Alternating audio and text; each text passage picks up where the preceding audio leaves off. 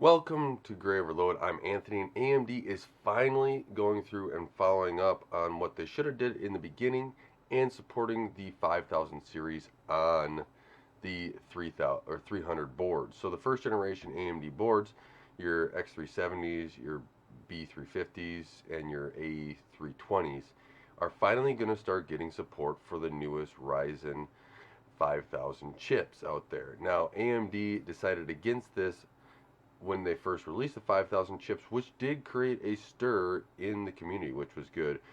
And I was from the beginning saying that AMD should support this and that they shouldn't just cut off a platform, because if they really wanted, and they were talking about platform longevity, longevity only means that for me that you can still use that same board on a chip that was released in the latest version of that socket, and AMD is finally doing that. So that is a huge plus to the AMD community and to anybody out there that actually has one of these first generation boards. Now, do I think AMD would have did this without the pressure from Intel? No, that is sadly AMD did not fully think this through and did not stand by their word when they originally did it. Very disappointed in that. Now, it does seem like that AMD has hinted that it's going to be coming with the Aegis 1.2.0.7 firmware. And if this is the case, I'm actually really pleased about it. And this could be another aspect of why AMD is moving it. There's another problem right now where you have hesitation if you're running Windows 11 with FTPM on, so the TPM side on the CPU. Now that causes slight hesitation with the mouse. I actually see that on my machine, a Threadripper box here, that there's slight hesitations every once in a while. Not anything major, but it is annoying when it does happen. And AMD said that this fix is going to be in that version of the code. So maybe that this is AMD trying to release with all their support of Windows 11, right? Anything that supports Ryzen 2000 chips and above is, that Zen Plus core and above is ready for Windows 11. And maybe this is AMD saying, well, it's going to be really hard to try to get just a BIOS update to support Windows 11 on these chips that in a firmware that we've already progressed past that point of where it is stale today. And maybe that this is just coming, these Ryzen 5000 chips are just coming for a ride. That's just kind of something I'm thinking in the back of my head. I develop software for my day job, and these are some of the things that pop up in my head. I'm like, well, they may not have had a choice. They may have had to come out with this because they're trying to fix another issue that they have already out there to be able to have better Windows 11 support and more reliable Windows 7 or Windows 11 support.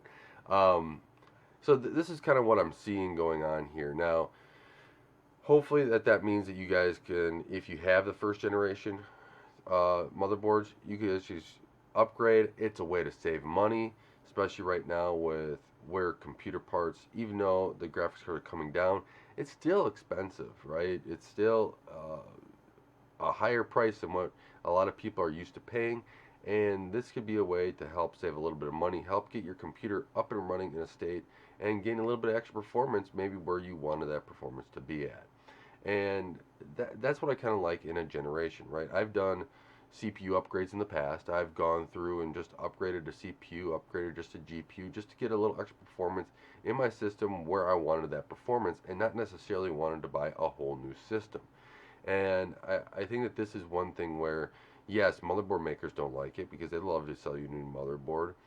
But when you're trying to grow and have a community support your products and take the best light of those products, it is best to be able to support them at whatever type of build that they want, right? If you are a motherboard maker and you put the best forth effort to making sure that the BIOS are updated and that there's the latest support for CPUs and all these motherboards, well, guess what? Then people, when they want to go upgrade it, when they buy and they finally are ready, they can get that new CPU. But let's say they're ready to then upgrade to the next platform, right? They want to do a whole new build.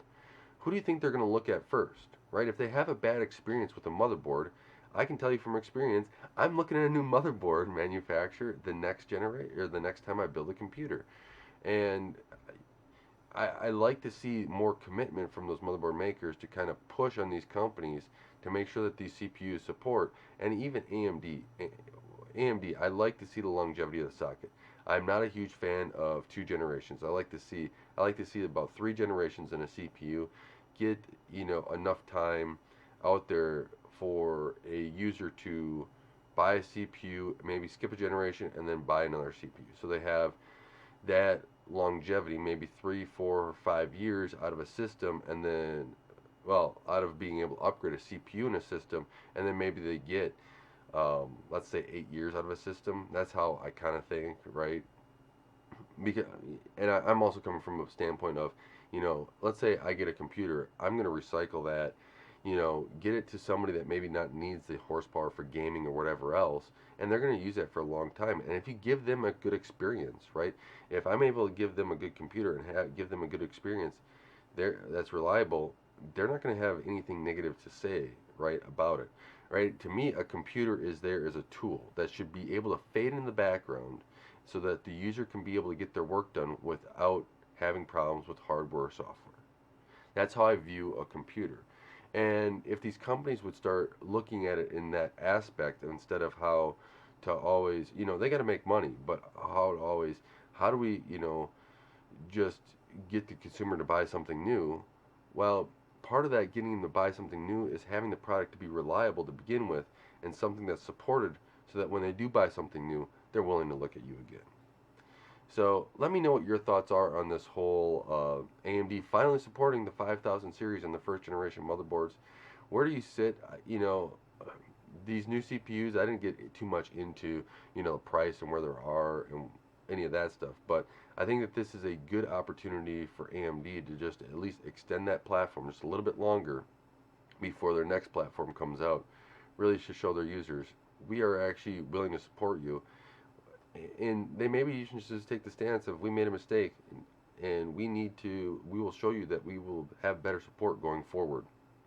We learned some things that maybe we have to do, and maybe have to overbuild some things or have some things overbuilt to begin with so that we can have that longevity for a little bit longer for our consumers.